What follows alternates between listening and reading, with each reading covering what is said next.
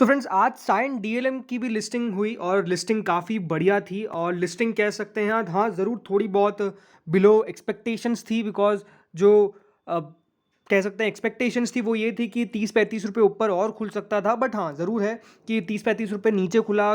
But overall बड़ी बात यही है कि आज भी इन्वेस्टर्स ने एक बहुत अच्छा मुनाफा कमाया, मोर देन 50% रिटर्न्स इन्वेस्टर्स ने आज साइन डीएलएम के अंदर कमाया, जो अपने आप में बहुत ज़्यादा बढ़िया था, राइट। लेकिन हाँ, अब बड़ी बात क्या है, आज मार्केट्स में ये लिस्ट हो चुका है एट अ प्राइस ऑफ 403 और उसके बाद भी ऊपर ही है और कितने प्रीमियम पे 52% के प्रीमियम पे लिस्ट हुआ है, जो अपने आप में काफ़ी बढ़िया माना जाता है, काफ़ी हेल्दी माना जाता है। तो साइन डीएम की लिस्टिंग तो आज अपने आप में बढ़िया हो गई बिकॉज आप खुद समझ सकते हैं कि किसी का प्राइस बैंड 265 रुपये का है और 265 का जो आईपीओ है वो अगर 403 रुपये पे लिस्ट हो रहा है तो ये लिस्टिंग बहुत बढ़िया है। ये लिस्टिंग बहुत बहुत शानदार है, इसमें क्या कोई डाउट है? बिल्कुल कोई डाउट नहीं है। लेकिन बात बिल्कुल बिल्कुल आती है उस पर कि क्या और ऊपर लिस्ट हो सकता था? मोस्ट लाइकली हो जाता, बट हो सकता है कि यहाँ पर जो लिस्टिंग है उस पर अब देखिए बहुत सारे फैक्टर्स प्ले करते हैं, हर फैक्टर्स के बारे में तो हम भी जान नहीं सकते, बट ये बात ज़रूर है कि जो लिस्टिंग हुई है वो बहुत अच्छी हुई है। थोड़ी बहुत और ऊपर हो सकती थी, नहीं हुई, कोई दिक्कत वाली बात नहीं है। ऐसा नहीं कि इन्वेस्टर ने पैसा नहीं बनाया, इन्वेस्टर ने अच्छा खासा पैसा बनाया, जिन लोगों को भी अलॉटमेंट लगा था, और यहाँ पर अच्छा खासा पैसा दोस्तों उनके पास आ चुका है। अब ज़रूरी बात क्या है, अच्छी बात यही है कि देखिए जहाँ लिस्ट हुआ ऐसा नहीं है कि उससे कोई नीचे बंद हुआ है, राइट, उसके ऊपर ही जाकर बंद हुआ है। 420 रुपये 60 पैसे पे स्टॉक ने क्लोजिंग दी है, ऑलमोस्ट 155 रुपीज़ ऊपर स्टॉक बंद हुआ है 58.72% पे। यानी जो लिस्टिंग हुई 52% की, उससे 6% और ऊपर बंद हुआ। अब रीज़न आप सिंपल देख सकते हैं यहाँ पर, बिकॉज थोड़ी बहुत जगह थी बढ़ने की, अब बढ़ चुका है।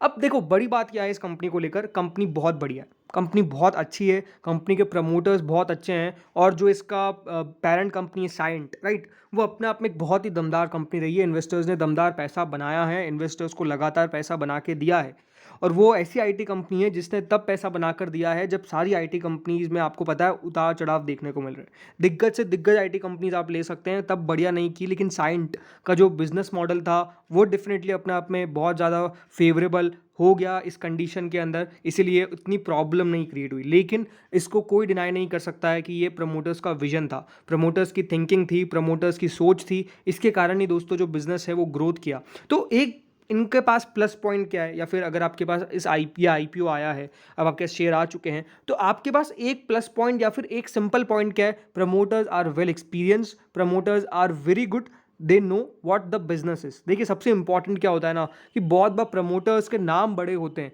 लेकिन हो सकता है कि उनके काम उस तरीके से बड़े ना हो। अब नाम बड़े इन द सेंस क्या, कि वो एक अच्छे बैकग्राउंड से आते हो, उन्होंने दूसरी कंपनी खोली, जस्ट उनके नाम के बेसिस पे वो आईपीओ चलो हिट हो गया। लेकिन सेकंड थॉट यहाँ पर आपको हमेशा रखना पड़ेगा कि जो इंडस्ट्री में थे, राइट, जो इंडस्ट्री में थे, जिन्होंने अपने आप में बढ़िया कंपनीज चलाई है, तो उनके पास एक अच्छा खासा एक्सपीरियंस है। और साइन डीएलएम को लेकर मैं बात यही कह सकता हूँ कि देखिए कंपनी बढ़िया है, ग्रोथ पोटेंशियल वाली कंपनी है, ऐसा नहीं कि इस सेक्टर के अंदर कोई ग्रोथ नहीं है। जिनको नहीं पता कि एग्जैक्ट काम क्या है, इनका काम है साफ साफ B2P का, यानी बिल्ड टू प्रिंट, जिसमें ये electronic manufacturing as a service देते हैं, और फिर बिल्ड टू स्पेसिफिकेशन यानी B2S सर्विसेज प्रोवाइड करते हैं।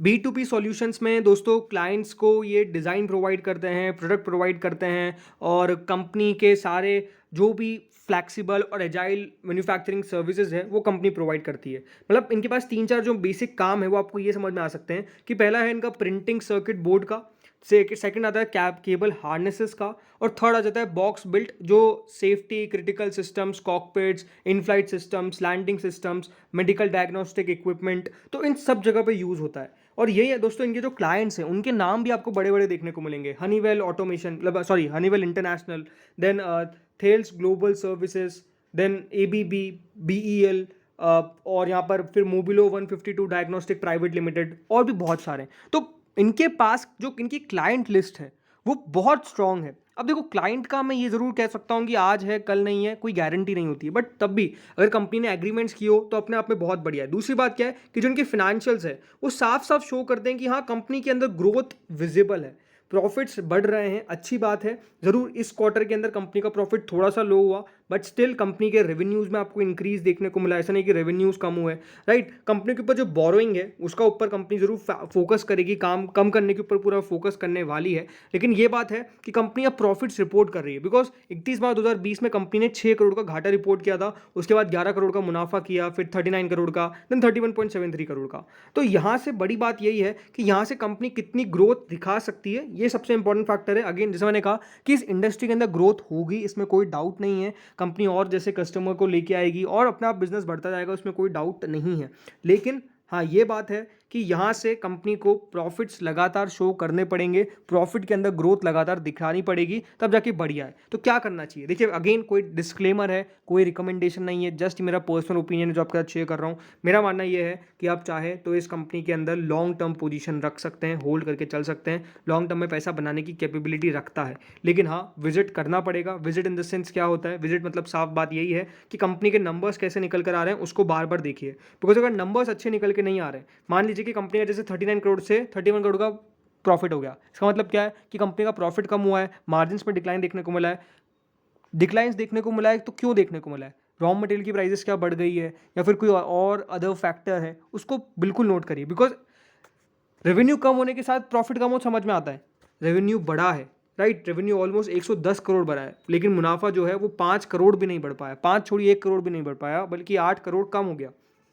तो ये एक फैक्टर है जो हमेशा दिमाग में रखना पड़ेगा। बट स्टिल ठीक है, कंपनी बढ़िया है, जैसे मैंने कहा लॉन्ग टर्म के लिए रख सकते हैं। जिनके पास आए फ्रेश बाइंग क्या करनी चाहिए, मेरा मानना ये है कि वेट करिए। बिकॉज देखिए जब भी कोई आ रहा है ना तो उसके अंदर वेट करना सबसे इंपॉर्टेंट है।